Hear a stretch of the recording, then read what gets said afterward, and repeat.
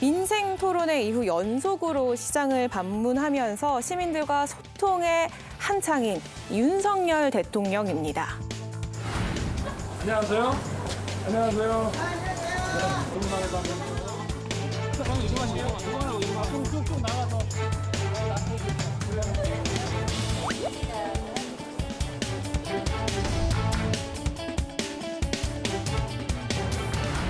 윤석열 대통령, 이 시장 방문을 두고 야당에서는 비판도 나오더라고요. 윤 대통령은 왜 그랬을까요?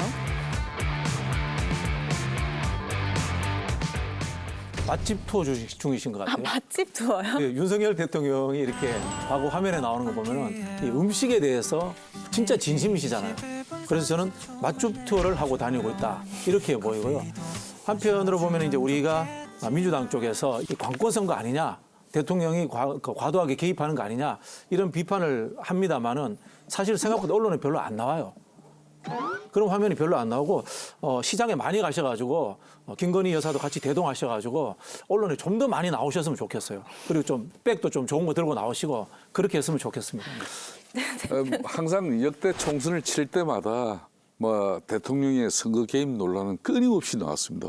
그때 노무현 대통령 같은 경우는 4.15 총선을 앞두고 열린 우리당에 펴줄 수 있는 일이 있으면은 합법적인 모든 것을 다 하고 싶다.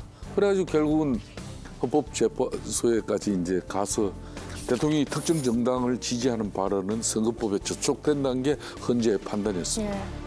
대통령 탄핵은 이제 기각됐지만은 문재인 대통령 시절도 그때는 정책 가지고 그때 21대 4.15 총선을 불과 얼마 남지 않은 가운데 재난 지원금을 준다고 그랬지 않습니까? 그때 엄청난 논란이 됐어요.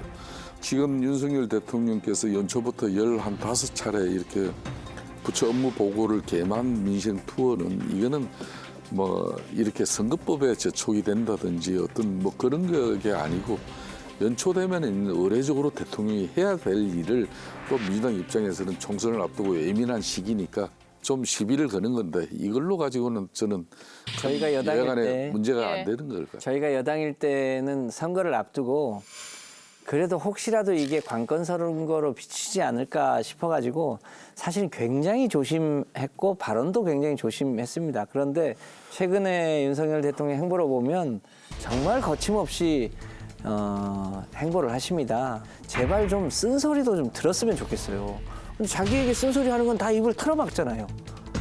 카이스트 졸업식에 가서도 입을 틀어막고 전주에 가서도 입을 틀어막고 그러니까 자기의 연출하고 있는 장면만 내보내고 싶은데 쓴소리도 좀 들으면서 먹방도 좀 하시면 좋겠다 싶습니다. 제가 볼 때 민주당은 이 부분에 대해서는 할 얘기가 없어요. 왜 그러냐면 오거돈 전 부산시장 성추행 사건 있은 후에 보선이 있었잖아요.